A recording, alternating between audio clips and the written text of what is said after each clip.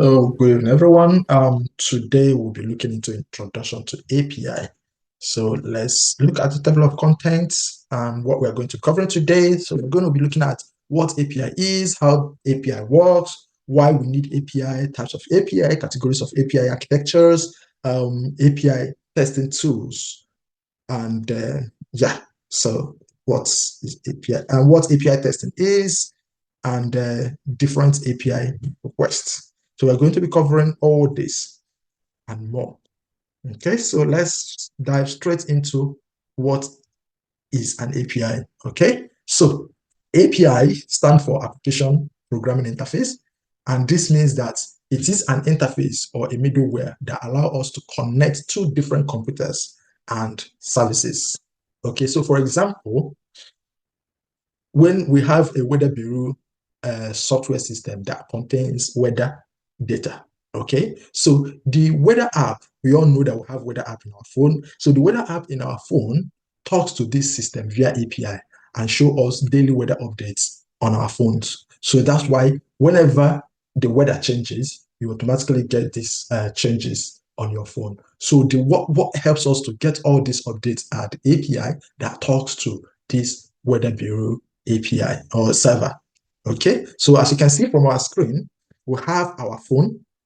Okay, we have our phone, and then we also have API sitting in the middle of it. So when we make a request from our phone, it talks to the API. The API goes to the server or the database, get the information, the server get the information, and then send back through the API, and we'll get the response on our phone. Okay, so let's look at the next slide, how API works. So how API works, okay? So API architecture is usually explained in terms of the client and the server. So the client is our system, okay? Our device, it could be our laptop, our monitor, the application that is on our laptop and monitor, okay, that we can, or our phone that we can use to either send requests or get requests from, okay? So, and then we have the server where the information is stored. Okay, the application sending the request is the client, like our web application, mobile application, they are the clients. Okay, and then the application sending the response is the server. Okay, the application sending the request, it could come from the database, it could come from the website, from the web server. Okay, they are the server. Okay, so once we send our request, it goes through the API. The API takes it to the server, get our question, get our request, and then send back the response. Get our response, then send back to us. Okay, so in the weather example, the Bureau weather data is the server, and our mobile application is the client. Okay, so API. So the way the API works is one, like I've said before, one application often refers to the client initiate a communication by sending a request to another application known as the server through the API. So here it is. We have our web browser, send the request through the, because you have the internet, send the request, then the API take the request to the web server, get information, retrieve the information from the database, and then send back the response to us, and we can view it. Okay, so that is the entire process. Okay, so when it comes to the processing, which is this side of it, the server process the request, perform necessary operation, or retrieve the requested information. Okay, and then we will not get the response, which is the server sending back the response containing the requested data or confirmation that the action has been completed. So that is just what the API does. It stands at the middle and then communicates both ways. Okay, so let's proceed to the next page. So why do we need API? So it's important that we understand why we need API. And the first thing we're going to be looking at is, okay, the first reason why we need API, which is the connectivity and integration. The connectivity and integration. Under the connectivity, we all know that in a tech landscape, okay, various systems and applications are developed independently. Okay, so what API does is that API provides a standard way for this system to communicate and share data. Okay, and API also enable the integration of different software components, allowing them to work together effectively. And this is crucial for creating a comprehensive and feature-rich application. It's one of the reasons why we need API. Then we'll look at the second reason why we need API, which include efficiency and reusability. Okay. Other efficiency and usability will have what is called time savings. So time savings, which is rather than, which you can say that rather than building, functionalities from scratch, developers can leverage on existing API. There are so many APIs out there. So most organizations, most developers wouldn't want to, start building this API from scratch, especially when they are out there. Some of them are free, some of them are ones that you paid for, you subscribe for. So instead of building this particular functionality application from scratch. So you can leverage on the existing API, use them to perform whatever, use them to build or communicate to any device or any system you want to communicate to. Okay, so it saves time. Okay, and it helps in the efficiency of, it helps to increase the efficiency of building the whole, system from scratch. And once you have them, you can reuse them over again and then across different systems that you're building. Okay, so those are why the API are important and necessary. So we have innovation and collaboration. API empowers developers to combine services and functionality in an innovative way. Okay, this fosters creativity and the development of new applications by leveraging on existing resources. Okay, and API facilitates collaboration between different developing teams as well, different organizations, or even across industries. Developers can tap into external APIs to enhance their application. Okay, which we briefly talked about when we were explaining connectivity and integration. So the next we have is scalability and adaptability. So in scalability, API allows application to scale more effectively. As business needs evolve, new features can be added by integrating additional API without significant disruption to the existing architecture. Then for the adaptability, API provide a layer of abstractions, allowing for changes in underlying system without affecting the overall functionality of the connected applications. Okay, so the next we have is security and control. So when you talk of security, you talk of, when you talk of security and control, you talk of authentication and authorization, you talk of access control. Okay, so many API requires authentication mechanisms such as API key or auth token. Okay, and ensuring that only authorized user or application can access the provided service. This is what those, security mechanisms helps us to do, such as API key and auth token. So if you don't have the API key, you can access that particular information that the API can fetch you. Okay, so the next one is what? Control as our access control. So API allows provider to control and monitor access, ensuring the security and privacy of the data or services are being shared. Okay, so they help to control, ensure security and privacy of the data or services being shared. So the next that we have is the cross-platform compatibility. So API enable the creation of applications that can run on multiple platforms. Web APIs, for instance, allows web application to interact with various device and operating system.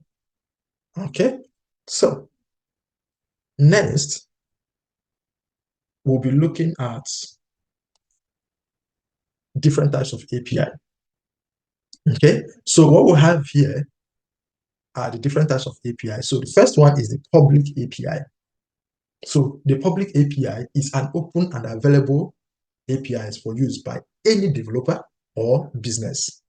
Okay, example of a public API are like Google Map. So any developer who is looking to, build an application that will consume map, Google Map can go and call Google Map API, and they can use it into the application. Okay, we'll have Twitter API as well. So these API are public. Any developer who is not a Google developer, can use these APIs. Okay, public APIs typically involves moderate authentication and authorization. Okay, an enterprise also might seek to monetize this API by imposing a per call cost. to utilize the public API. So some organization or some enterprise will have make their API public, and if you want to, any developer or organization want to utilize it, they will just place some, amounts. Okay, sometimes it could be per call, sometimes it could be, sometimes they can build their API, make it public. What they want is, if you want to utilize it, you will be a contributor to such API. You will help to, um, make the API be part of the community that will make the API better. Okay, so the next one we have is the private APIs. The private APIs. Okay, so private API, or you can call it an internal API, okay, is an API intended only for the use within the enterprise to connect to system and data within the business. Say, like for example, PrimeSoft as an organization want to build an API, okay, that will be used to connect within the organization, such as organization payroll or HR system. So once we build that API, it can only be used within the organization. It's called private or internal API. It's not open to an external organization. It has its pros and cons, okay, but it's being utilized. When you hear it's private or internal, it's being utilized within the system. Okay, so we have partner API as well. So the partner API only available to specifically selected and authorized outside developers or API consumers. Okay, it's a means to facilitate business to business activity. For example, if a business wants to selectively share its customer data with outside CRM firm, a partner API can connect to the internal customer data system with those external parties. Okay, and no other API is permitted. So you often see some organization, that want to utilize another organization, API to share information. Okay, so most often that organization, let me use Microsoft for example, wants to, uh, so we're using a CRM. It could be Dynamics 365. It could be, yeah, let me use Dynamics 365, for example. And then we want to allow our API or our system to perform certain activity. And what we need is, for us to be able to do that, we need to get the APIs from Dynamics 365 or even Salesforce as a CRM. We need to have access to that API to enable us to perform this activity. So most often it is business to business. So the Dynamics 365 or Salesforce will give us access to their API. We'll consume their API. It will help us to perform whatever activity that we want to perform. Okay, so partner API have clear rights and license to access such API. For this reason, partner API generally incorporates stronger authentication, authorization, and a security mechanism. Okay, enterprises also typically do not monetize such API directly. Partners are paid for their services rather than through API use. Okay, so like what I was explaining with the Salesforce or Dynamics 365 or any other partner API. Okay, you are paying for that product. You do not need to pay for the API again, because for the partner, you are paying for the services that this CRM are giving you. You can request for the API and they will give you access to them. Unlike some other API that are public, that are being made for some organization or external developers to consume that has cost on it. So those ones you have to pay for them. So after that, we'll be looking at the composite API as well. So composite API are combine two or more different APIs to address complex system requirements or behavior. So when you have two or more APIs that are combined together to perform a particular or to address a complex system requirements or behaviors, that is what we call a composite API. So most often you see organization making use of two or more API. They need information from here and they need information from a particular API. And for that particular requirement to be resolved, you need the combination of these two API. You need these two API to connect to each other. They connect to each other, they interact to meet your particular requirements. So this is where composite API comes into play. So moving on to four main categories of API architecture. So we'll be covering the four main categories of API architecture. The first one we have is the REST API. Then we have the SOAP API, we have Arrow, PC API, and WebSockets. Okay, these are the four main categories of API architecture. So looking at the REST API. So REST API, which stands for Representational State Transfer, is an architecture system of designing network application. Okay, this is the most popular and flexible API found on web today. So REST relied on a client-server approach. So you have the client, you have the server, okay, approach that separates front and back end. So you have the back end, then you have the front end, and then you have the REST API sitting at the middle. Okay, and the REST API provide considerable flexibility in development and implementation. Okay, REST API is stateless. So when you hear of a stateless API, REST API is one of them. Okay, so what does stateless API means? So it means that the API store no data or status between requests. That is what a stateless API means. It stores no data. Okay, it stores no data or request. So, but we will go through all this, and in our next slide, we will talk more about these APIs. Okay, so like just take notes that we have four main categories of API. So the first one is the REST API, the SOAP API, RPC API, and WebSockets. So in our next slides, we're going to be discussing each of them one after the other. Okay, so right, so we can see REST API, which stands for Representational State Transfer. Okay, and it is the most popular and flexible API found on web today. Okay, so we'll be looking at the pros and cons, but before we go into the pros and cons, let us, like I was saying before, that REST API relies on a client-server approach that separates front and back ends of the API and provide considerable flexibility in development and implementation. I also mentioned that REST API is stateless, which means that the API store no data or status between requests, right? REST supports caching, okay, which stores response for slow or no time-sensitive application.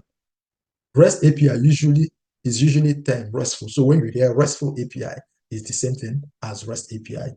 Okay, it also can communicate directly or operate through intermediate systems such as API gates or load balancer. Okay, so now we'll also look into the pros and cons of REST API. So the first one we have is HTTP method support. Okay, so REST API utilize various HTTP method like get, post, put, delete, patch. Okay, so making REST API high capable across the internet. Okay, so the next one we have is decoupled client-server architecture. Decoupled client-server architecture. So client servers are completely decoupled, allowing for abstraction layers that maintain flexibility as system grows and what evolve. So we did mention that as your system are growing, you can build in more functionalities in the API.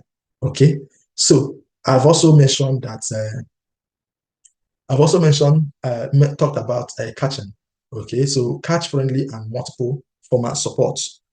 Okay, and what this means.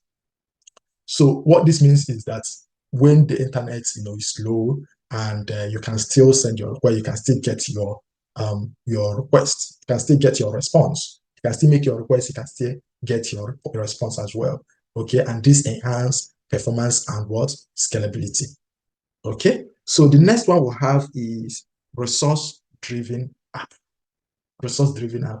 Okay, and this is one of the cons, the pros of REST API.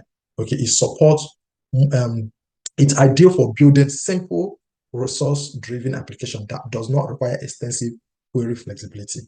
Okay, there are many more pros of a REST API, but these are the major ones that we need to know. So let's take a look at the cons, which are the limitation. Okay, which is rich metadata and payload size. Okay, overfetching and underfetching rich metadata. So okay, under the rich metadata and payload size, okay, rich metadata in REST API can lead to large payload, okay, causing issues such as overfetching and overfetching of data. This may necessitate additional API requests slowing down the process. Okay, so the next one that we have is flexibility and lack of binding contracts. So the flexibility of REST API means that there are no binding contracts or messaging structure. Okay, and lack of standardization can lead to back and forth during implementation, causing unnecessary and frustrating bottleneck in the development. So these are some of the challenges that we have when it comes to REST API. Okay, so but that has not deterred a lot of organizations from using REST API. As you know, it is the most popular and flexible API found. Okay, they all have their pros and cons. So yeah, it's just for us to take note of it and have knowledge of it as well. So let's look at the next one, which is the SOAP API. So we'll be looking into what SOAP API is. So SOAP API, we stand for Simple Object Access Protocol. Simple Object Access Protocol. Okay, so SOAP API are type of web API that use SOAP protocol to ensure communication between different systems. Okay, so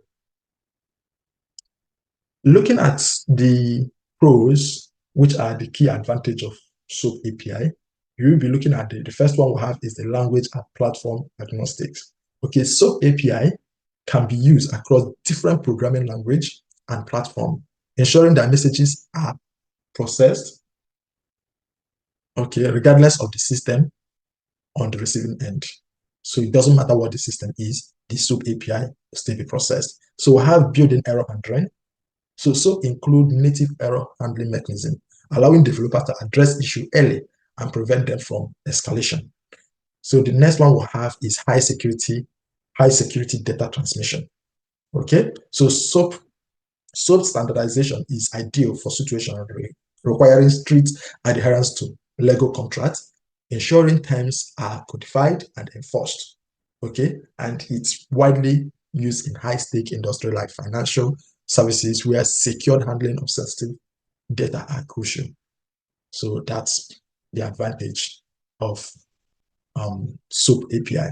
So let's look at the limitation, the drawbacks of SOAP API. Okay, we have the formal and verbose formats. Okay, every message must include an envelope tag, body, header, and font information, making the format formal and verbose. Okay, so the next one is declaring popularity. So the extensive amount of information required by SOAP API had made it less popular in recent years. Okay, so we have other issues such as maintenance challenges. Okay, and we also have a complex structure. So API are mostly very, very, very complex and they're large XML file. Okay, so you all know that XML file is used by SOAP API. Okay, and they are often large and clunky. So those are some of the fallbacks of SOAP API. So looking at the next one, we have the RPC API, which stands for the remote procedure calls. Remote procedure calls. Okay. So this is a simple means to send multiple parameters and receive results. Okay. So let me explain this. This RPC. Okay. Let's say, for example, how the RPC work is you get a user on one side. Okay. We select a remote procedure to execute. Okay. So that's once the user has selected the remote procedure to execute, okay, the user will serialize the necessary parameters and then append any additional information into the message. Okay, this will then be sent to a server, which interacts with the other applications, decoding the message and execute the operation. A result then come back to the initial user. Okay, that's simple how RPC API works. Okay, so you use it to send multiple parameters and then receive results. Okay, so let's look at the advantage of it. So the advantage is one will have the simplicity and straightforwardness. Okay, it's easy to use and it's typically used to get, to fetch information and post from other operations.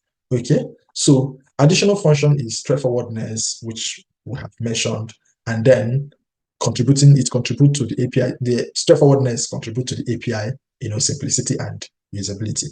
The next one we have is efficient performance with lightweight payloads. So it's particularly efficient with lightweight payload, okay, offering great overall performance. Then the next one we have is configurability and flexibility, okay, which is the ability to define any type of function, functions make the ability to define any type of functions make RPC API highly configurable. Okay, so users are limited only by the imaginations in leveraging the capability of the RPC API. All right. So the next one we'll have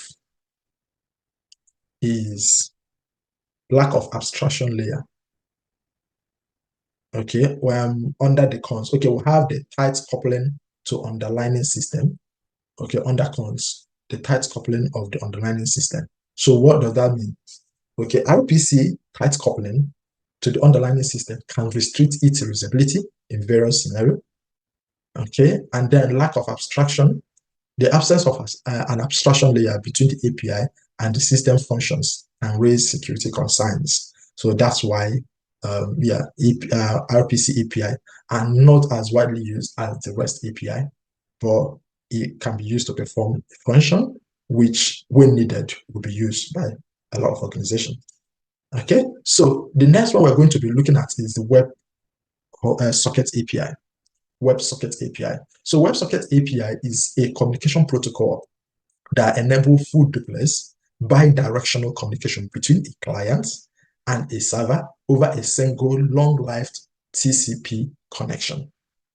Okay, unlike traditional HTTP, which follows a request-response model, WebSocket allows both the client and the server to send messages to each other independently, facilitating real-time data exchange.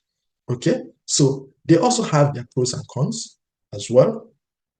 So let's look at the pros. Of course, we have the real-time communications. So this real-time communication enables real-time, low latency communication between clients and server, making it suitable for applications requiring instant updates such as chat application, online gaming, and financial trading platform. So you see, when you have financial trading platform, they are usually updating information. So once the stock market goes up, you update it. Once the stock market is dropping, it's updating it. Okay, it's not waiting for you from the client side to ask or get a request for information.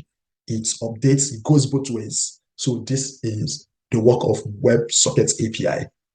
They are very important. They are now being used more often as technology evolves, and it doesn't wait until the user from the client side makes a request before it gets it. So it works both ways. Okay, so the next one we have, which is the pros, is the efficiency. Okay, compared to traditional polling method, WebSocket reduces overhead by eliminating the need for repeated HTTP requests, resulting in reducing latency and network traffic.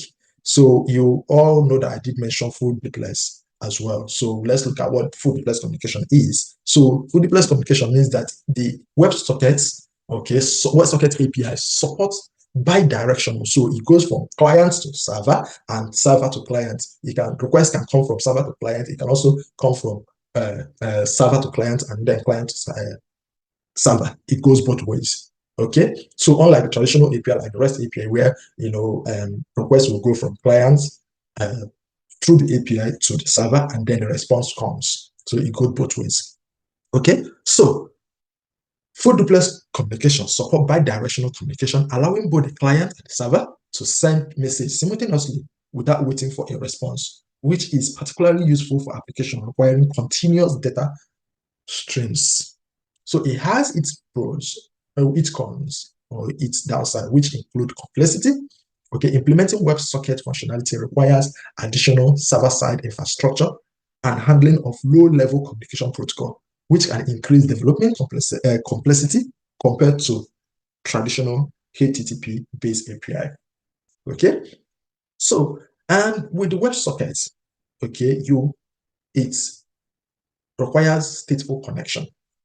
It requires stateful connection. So WebSocket connection are stateful, meaning server must maintain connection states for each client, okay, potentially leading to scalability challenges in the system with a large number of concurrent connections.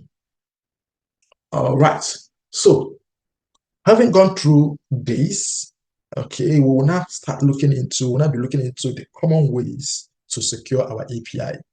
Okay, so there are many of them, but we'll just go through these basic ones, and I also mention some other ones. So we have authentication token. We have the authentication token. Okay, these are used to authorize server to make API calls. It checks that the user are whom they claim to be. Okay, sometimes there are some APIs that has very low minimum security. So they could have like an authentication token. Like if you have access to the API, you will get the authentication token. So you will just have to use the authentication token to make calls. We also have API keys as well. So API keys verify the program or application makes the API call that is making the API call. They identify the application, ensure it has the access rights required to make a particular API calls. So we have the barrier token as well, okay, which is also a way to secure your REST APIs as well. Okay, so there are many of them. When we start going into Postman, I'll show you so many of them as well. But these are the common one: authentication token, API key, and barrier token, widely used and mostly used. So when you are making a request as a tester, sometimes you will ask if there is an API key that is used. You need to ask your developer, or your manager to give you the API key so you can use it to make test your APIs as well. So let's look into API testing tools. Let's look into API testing tools. So first that we'll have on our list, these are different testing tools that we can use to make API calls. So the first one we have on our list is Postman. Okay, Postman is a popular and widely used API testing tools that offer a user-friendly interface for testing API, creating a request, and managing collections. So in your Postman, you can create a collection, you can set your environment, set your variables, use them to make your request. Okay, you can even for different for if you're making a post call, you can put your payload, request payload as well, make your calls, and then view your response payload load. You can also write some custom code, okay, in JavaScript to validate your request, your response as well. Okay, so this is what Postman does for us. You can use it to perform both functional and non-functional testing. Okay, so Postman has features, that are modern and can use to extract API data. Okay, it helps you write your Boolean test with Postman interface. You can create collection like I've mentioned, and then execute your collection as well. Postman is more reliable for transmitting and receiving REST informations. Okay, so there are so many things you can do with Postman. You can write your call. You can even, run your collection on Azure pipeline, on your pipeline. It could be Azure DevOps. It could be, any other tool, okay, that you want to use to run your test or run your collection. Can either run it as a single request or even run the entire collection on your pipeline, okay, for continuous integration and testing, continuous testing as well. So API is Postman is a very rich and good tool for testing API. Okay, so the next we'll have is the Swagger UI. So Swagger UI is an open source tool that generates interactive API documentations from Open API, okay, formerly Swagger, from Open API specification, which is formerly Swagger, which allows the developer to test API directly from the documentation. So some organization, if you're working as a QA, they won't always provide you. Let's say you want to make a post call and you are asking, or you want to make a test or API, the API they've built. Okay, so when you are asking, oh, what is my endpoint? Where is my request payload? They will just give you access to Swagger UI. So from the Swagger UI, you will be able to see, what your, your endpoint, your base URL is, different kind of your endpoints. You will be able to see what your, request payload will look like.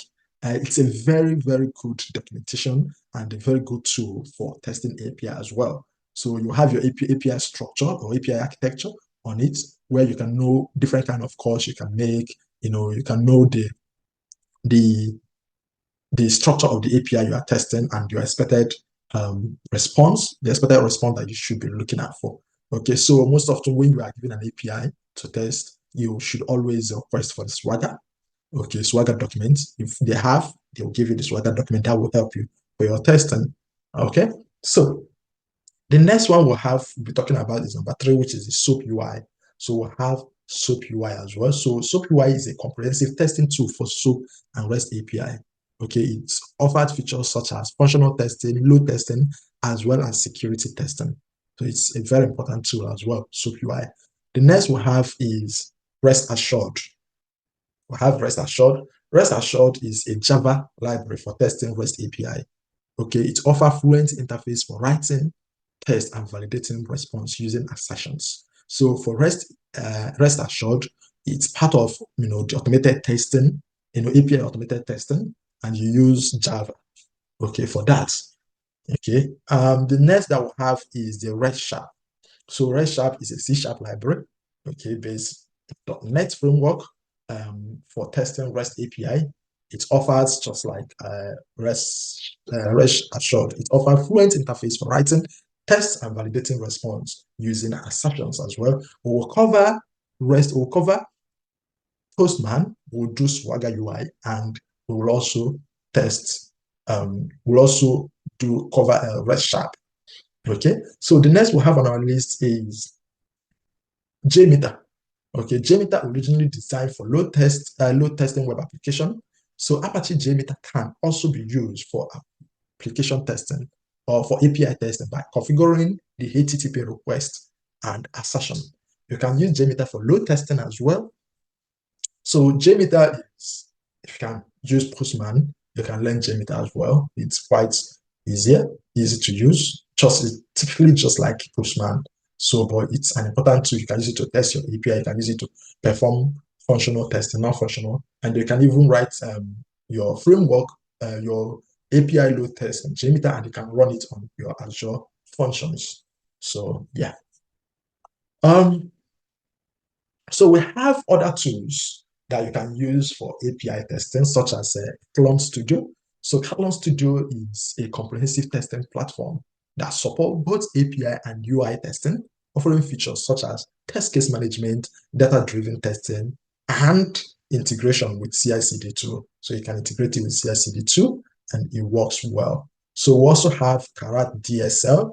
Karat DSL is a popular open source testing framework based on Cucumber, specifically designed for testing API and microservices using a simple syntax. Okay, so Karat DSL is also a good tools for testing API as well. Okay, so now moving on into what is API testing. Okay, so now we've gone through API, look at the different types of API, the architecture of API, why API importance, looking at the tools that we can use, how the API works, and the tools we can use, okay, to test API. So we're not looking into what API. We all know that developers build API. We've not known the things we can use API to do and what API does for us. So we want to drill it down into what API testing is. So API testing is a type of software testing that focuses on verifying and validating the functionality, performance, reliability, and security of an application programming interface, API. API allows different software systems to communicate and interact, like we've mentioned, with each other. Okay, API testing ensures that the application, the API testing ensures that the API is working as expected, handling various inputs and delivering the correct output. Okay, so let's look at the objectives of API testing. So the first one we'll have in our list is,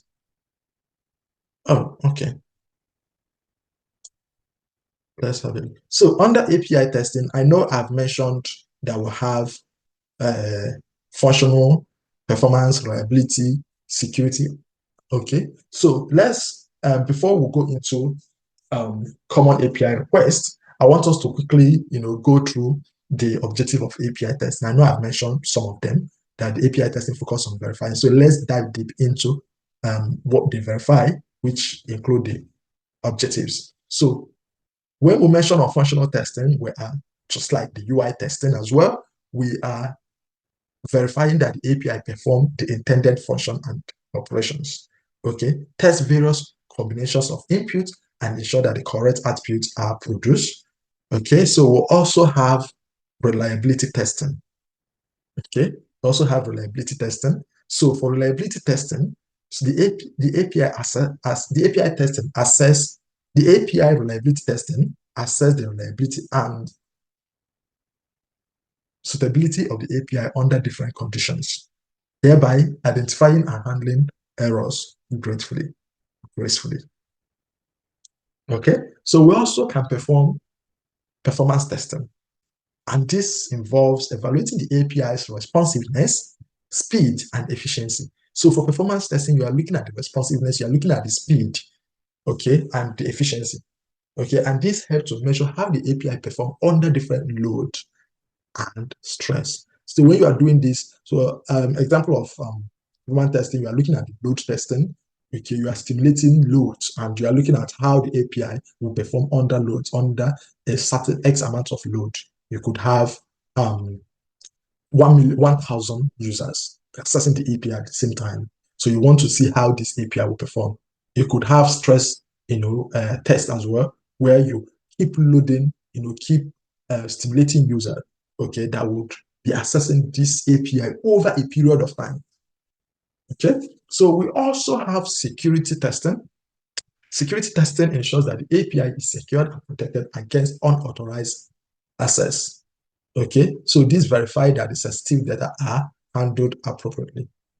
Okay, we'll have interoperability testing. So this kind of testing is, okay, we test how well the API interact with different software components, okay, different platforms and systems.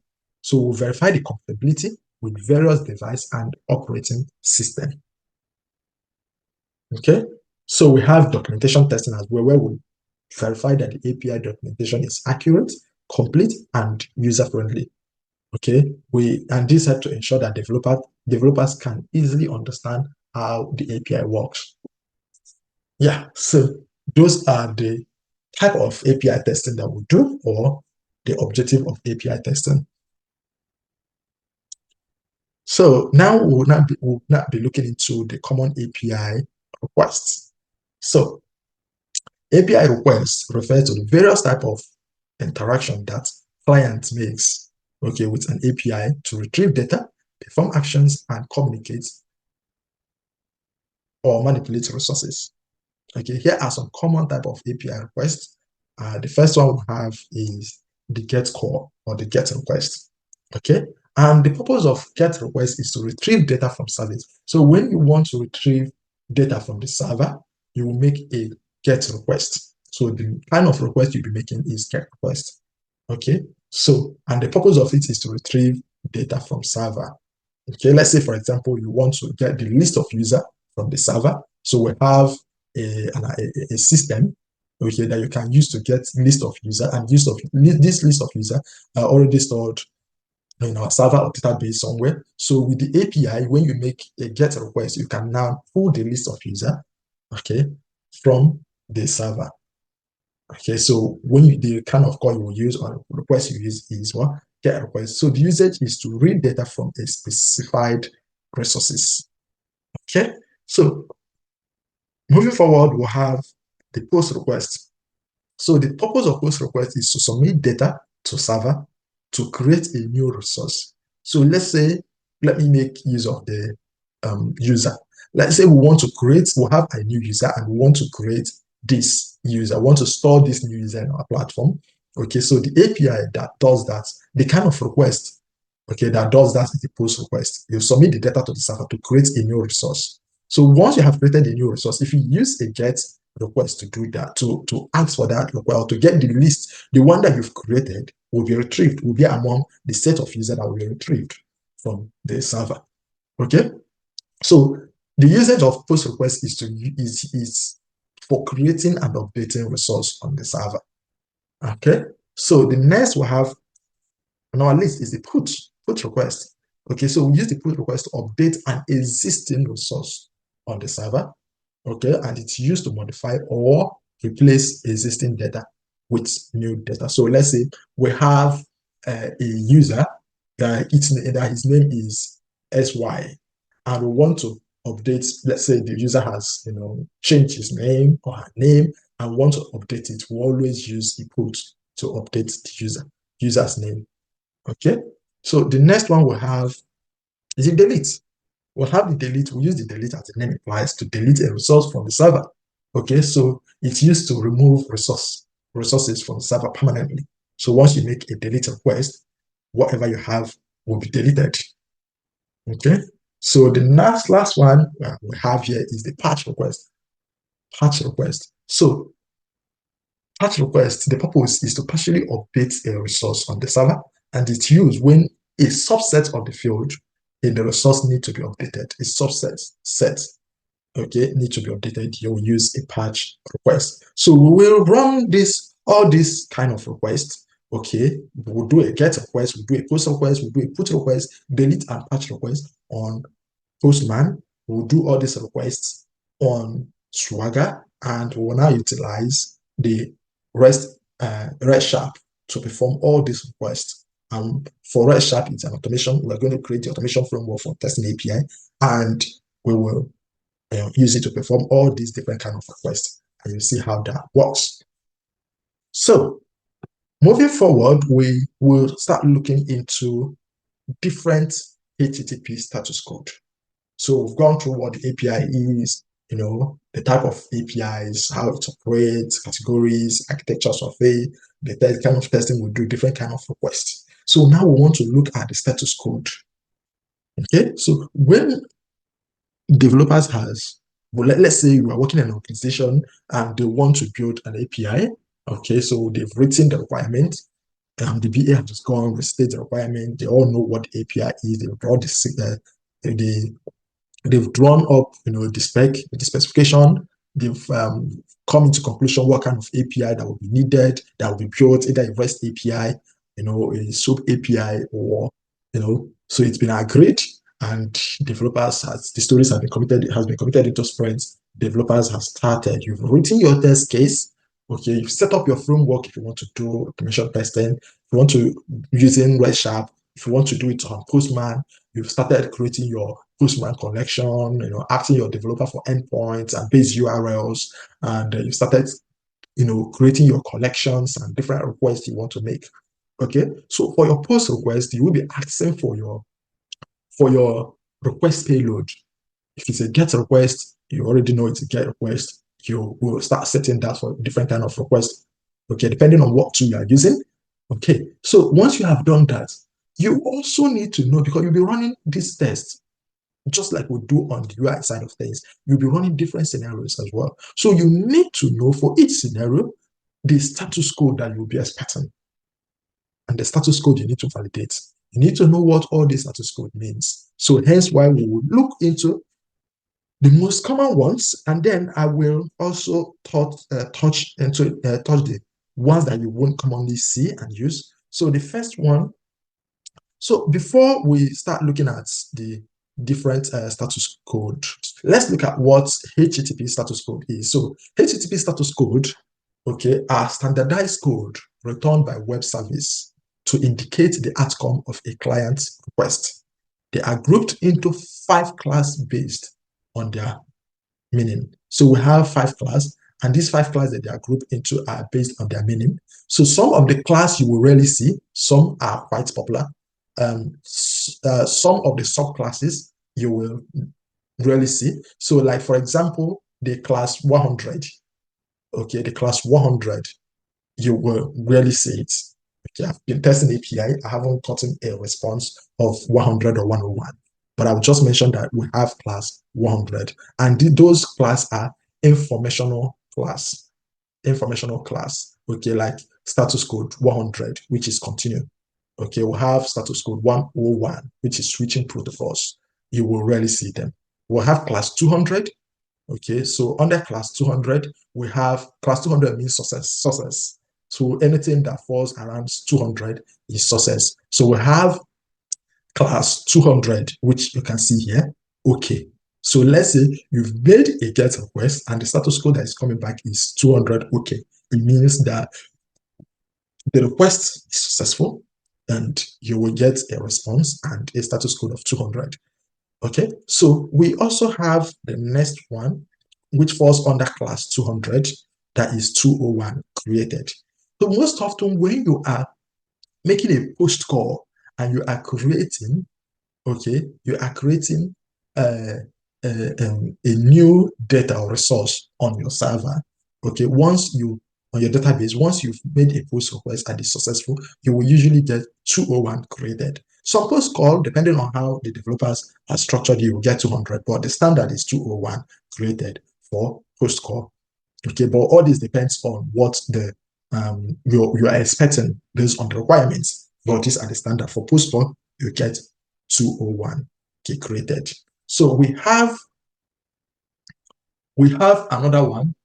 Okay, but let me, before we go into the next one, which is class 400, let me just remove it and go through other response status code that you can get under 200. So we've mentioned 200, which is okay. We have mentioned 201, which is created. You also have 202. You have 202, which is accepted.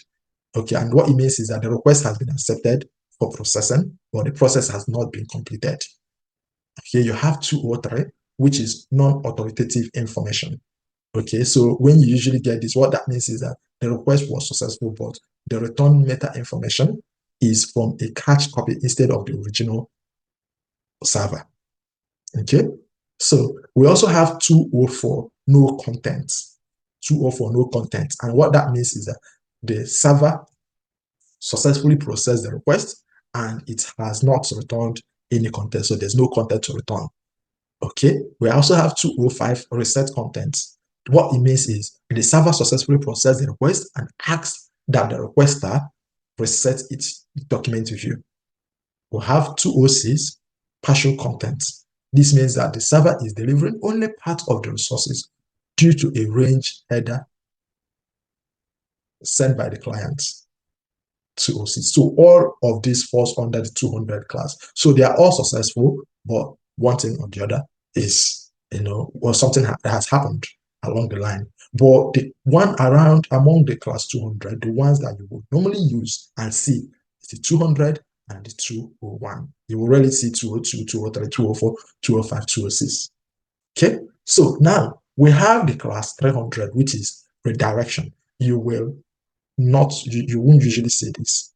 You will rarely see any response status code of 300, 301, 302, 304, 303, 304, 307, 308. Well, just mentioning it so you know they exist. So we have 300, which means multiple choice. So there are multiple options for the resource. What it means is that there are multiple options for the resources that the clients may follow. That is when you get 300. When you have 301, move permanently. So the resources requested has been permanently moved to a new URL. That is when you get 301. You have 302 found. What that means is the resources reside temporarily under a different URL.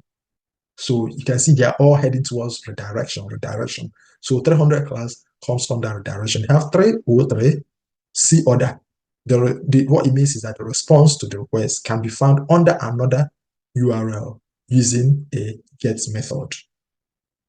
We have 304, not modified. That means that the resource has not been modified since the last request. We have 307, temporarily redirect.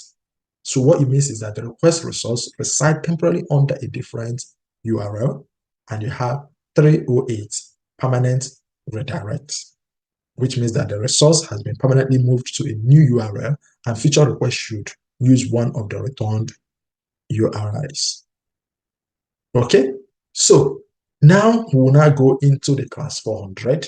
And in the class 400, I will now talk about the one you will always see, which is the 400 bad request. So the ones you're going to see here are the ones you will usually see, the ones you usually get in an interview. What does this mean?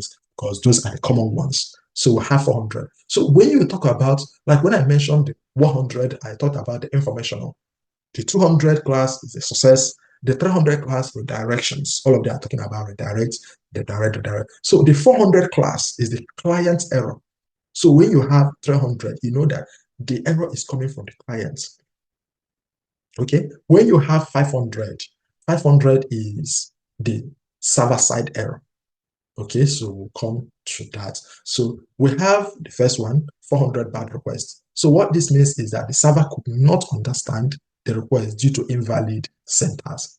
So when you have invalid syntax from the server side, from the client side, the server will not understand it. So it's an error from the client side, okay, which is a bad request, 400. So we have 401 unauthorized. 401 unauthorized. You will usually see it appear this way. 200 created, 201, 200, okay, 201 created, 400 bad requests. Okay, so you also have 401 unauthorized. So the client must authenticate itself to get requested response. So sometimes when you're making a request, you're getting 401 unauthorized. It means that you haven't entered, you need an API key or a form of authentication, okay, or authorization to access that particular server or information in the server. So we have 402 as well, payment required. 402 payment required. Okay, what that means is that reserved for future use, okay, often used for digital payment system. So we also have another one, 403 forbidden. The client does not have access. What it means is that the client does not have access rights to the content, so you get forbidden. So we have another one which you will always see, 404. I guess you've all seen this. Sometimes you'll be accessing a website, you'll get 404, not found.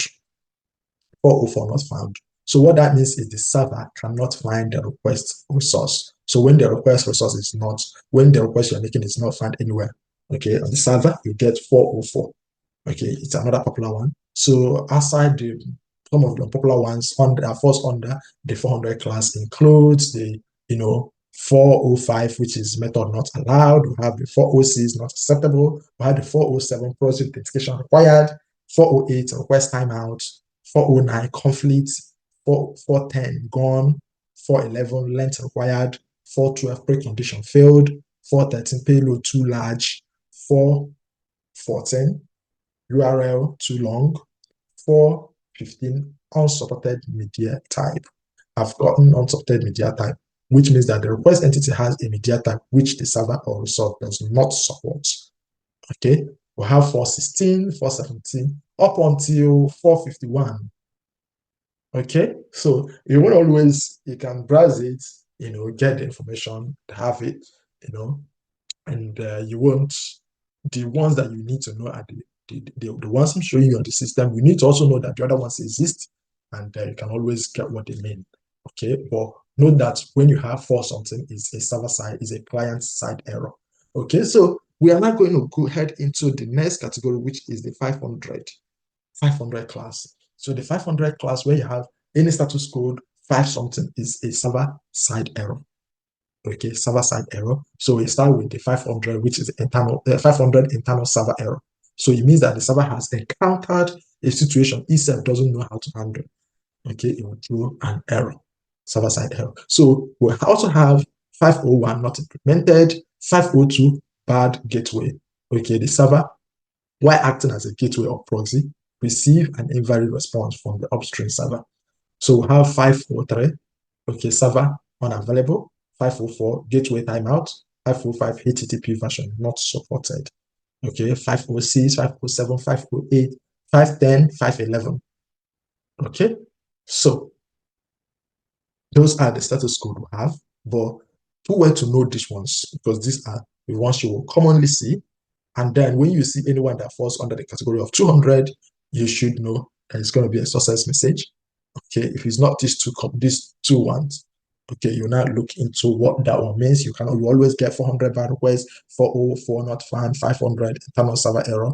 And just also know that 200 successful or 201, anything that falls under 200 successful, 400 bad requests, 404 not found, and they fall under client side error.